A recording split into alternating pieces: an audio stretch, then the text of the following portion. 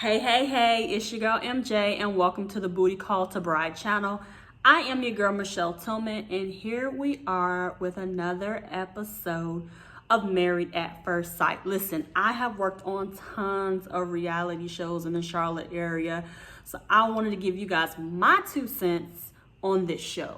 And we must get started, y'all, with Chris and Paige every week. I start with them because they are like the most driving couple of this episode. So first of all, last week they showed us that they were going to have a meeting between Chris, Paige, and Chris's ex-fiance. Now, I was thinking they're going to bring like one of the experts in to like mitigate this whole situation while they're talking, but no experts were there. I guess this is just something that Chris made up on his own to do. And I'm just like, did he just want more camera time? Because I never saw any point of clarification or identification of what this meeting was about. But let me go ahead and start back. So before that, Chris meets with his pastor friend and his other friend, Michael or something like that. So he said that he has to admit that he's nervous to tell them that he's made a decision to divorce Paige. So they're giving him, all these little tidbits, and then he goes, well, I'm going to divorce Paige. And they're all like, what? They're shocked. And I'm proud of his friends because they were giving him the business like, dude, you're, let me read exactly what they said. Chris told them about how she came down the aisle. He wasn't really attracted to her, but he thought if they had sex, then he would magically, keyword magically, and magic ain't real, magically have some type of connection with her after they have sex, which didn't happen because who thinks that? Just Chris. So the pastor said he thought he was moving in the right direction by marrying Paige. And even the other friend was like, I think you need marriage. I think marriage is something that's going to like bring the best out of him. Then the pastor, funny part to me, was like, well, yeah, Paige could probably have even helped you be a better parent if it's even your child. Ooh, okay. Somebody else than Virginia finally said it. If it's even your child, how are you so sure if y'all wasn't really together? That's still another thing that we're kind of like overlooking, but it is a point of clarity that needs to be made. So then the pastor also said, you got a diamond with Paige, period. Like, he's acting like, first of all, after seeing the fiance, I'm like, bruh, Paige is really on the same level as your fiance. So what is the problem with the whole physical attraction? I mean, they look different, but as far as, pretty, I feel like they are very close on the same page as far as how they look physically attractive.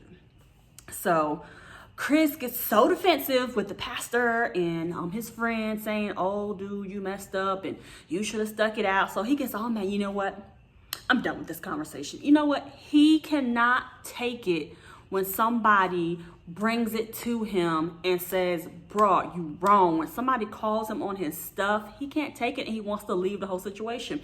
So even with his own pastor / friend and his other friend, he even cut them short. So I'm like, you know what, Paige, what hope did you have if he leaves when the pastor is even telling him the truth? That means he has no chill, no respect, no honor for anyone who is giving him some good smack you in the face advice.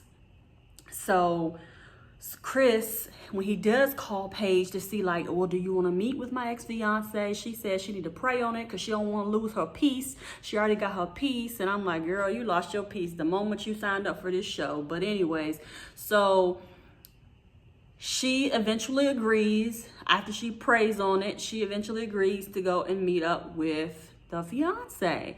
And oh my goodness, fiance, I was shocked. I don't know what I thought was going to happen with the conversation. The fiance's temperament seemed very like calm, smooth. Her and Paige were kind of just talking to each other, so much to to the fact where Chris was agitated that Paige was not addressing him directly. She's like, well, I'm talking to her. I'm talking to your ex-fiance. I'm not talking to you. Mercedes, I think that's what her name was. So he was getting frustrated because I don't know what he thought the solution or the ending result of this meeting was going to be. But basically, you just got blasted on TV by your ex-fiance that she said she's not trying to work things out. And especially after Paige mentioned that she thought she could be pregnant too. I was like, oh, yes, her and Pastor Cal had discussed that last week. So the fiance was caught off guard totally when she said that. And I don't know if that is what triggered Mercedes to say, oh, we're not working it out, or if she had already known that in her mind. So I just feel like Chris just got double whammy embarrassed on TV by his ex-fiance. And he said Paige was being rude, and Mercedes was like, no, she's not being rude. She's just giving, telling me information, whatever. So Chris, you just wasted all of our time. Like, I don't even understand the purpose of that meeting. Like, we're all holding on to, our seats trying to see what's about to go down. And like, absolutely nothing happened from that meeting except you looking more stupid and you being embarrassed because your ex-fiance don't even want to get back with you. So now what? And Chris is so mad that Paige keeps saying she was going on the show with pure intentions and that he was not. And he keeps saying, well, how you gonna say I was? You can't say I drug you along. I'm trying to do the right thing. No, bruh, you a little late. You did drag her along. You didn't even say like, hey, let's be intimate so that I can try to grow and feel more closer to you. No, you did drag her along. So it's a little late now to say that you didn't do those things when that's exactly what you did. You did her dirty. You did her wrong. At some point, we all was like, you know what, Paige, you can have it. Go ahead, girl. Get hurt if you want to. And we kind of left Paige in the dust, like we ain't team Paige no more, because at some point you just dumb. But Chris, you did lead her on. End of story. Stop trying to defend yourself and try to make yourself not look bad on TV. You look awful already. There's no coming back. I don't think there's anything he could possibly do by the end of this season to make himself look good. So moving on.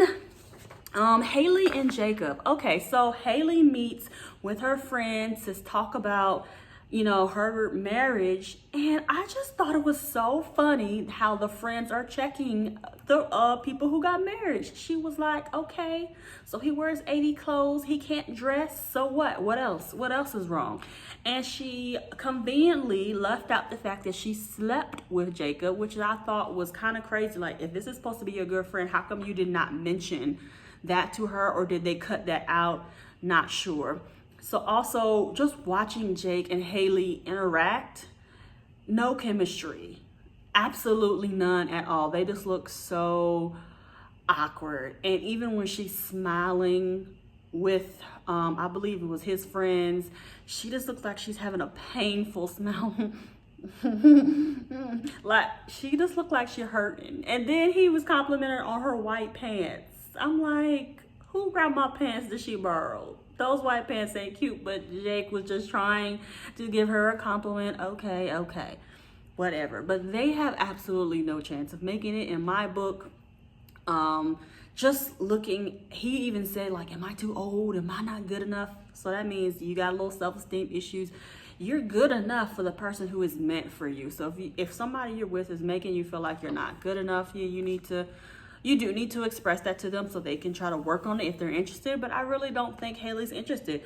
Minus everything she's saying that she wants to work it out, I just don't buy it. Haley, I don't buy it. You're not fooling me. Like, your face, it looks pained when you're around him.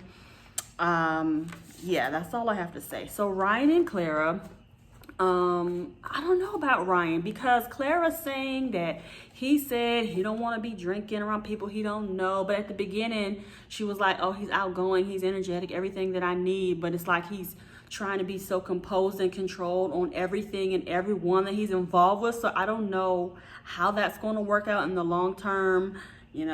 Spoiler alerts, I'm not going to say them, but I just wonder how they're going to get on the same page, because she wants to, move faster sexually. He wants to move slower.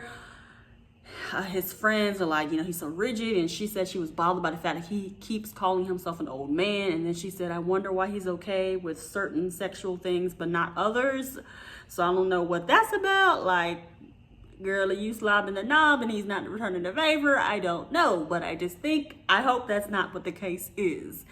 But with someone who ain't never said I love you and never never lived with someone before, I wouldn't be surprised if that's exactly what it is. So yeah, let's get to Brianna and Vincent. Okay, so Brianna and Vincent, I just love how they have a little get together at their housewarming, and his mom and her mom, and I think it's her sister, and then his brother.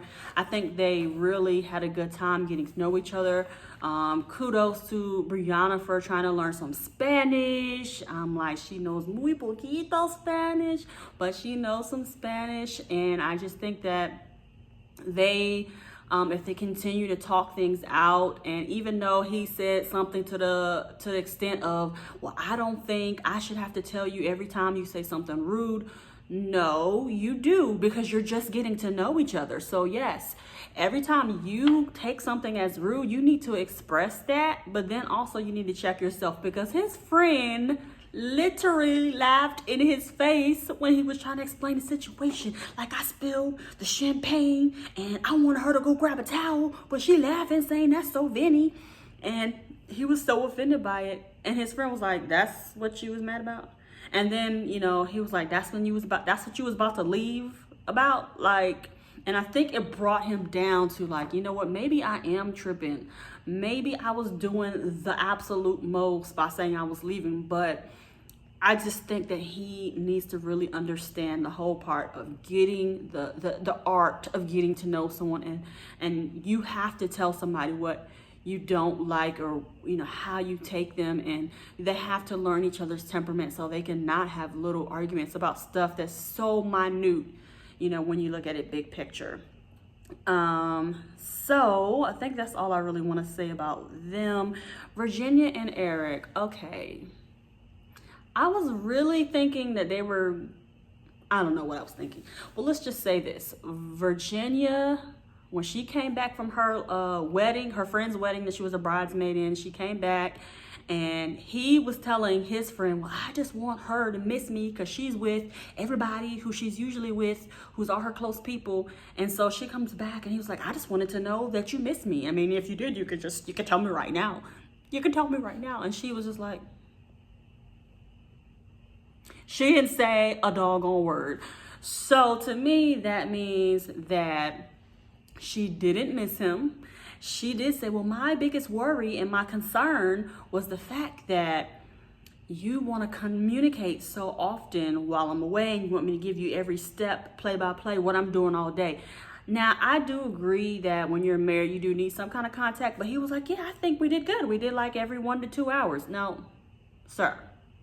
I'm married, and I know even if I go to work, it could be easily 2-3 hours that I'm not texting my husband. That doesn't mean that I'm not trying to communicate. Like, I'm at a wedding, I'm out of town. Like, what exactly are you looking for? So I agree, you do have to have communication, but I think Eric is becoming a little controlling, which goes to my next point with Virginia's guy friend, who Virginia made a point that kind of just solidifies Eric's concerns, because she said, well, yeah, I'm so excited for him to meet my guy friend so he could see that they're not into me, because well, they haven't tried anything yet. So if they liked me, they would have tried something.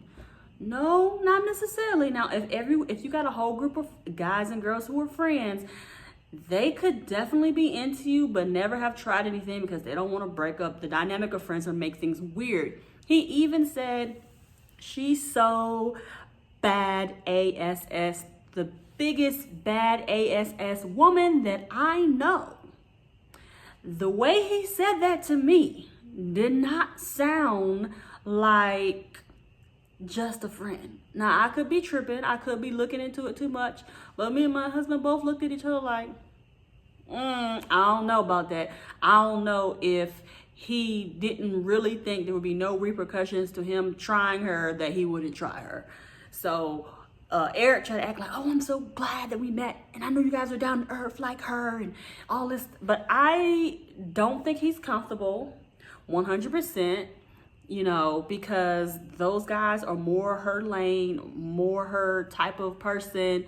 But everyone, even Eric's friends, are like, oh, he's the old guy and she's the young, energetic extrovert, so maybe they're, you know, perfect for each other. I don't know. And because Eric is praying every night that Virginia's gonna grow out of this whole partying thing. And granted, she might, but what if she doesn't? And I don't know how old the guy friend is. He looked like he could have been older than, you know, Virginia, 26, so I don't know. She may or may not grow out of it. And I don't know if Eric is willing to accept the fact that she might not grow out of it.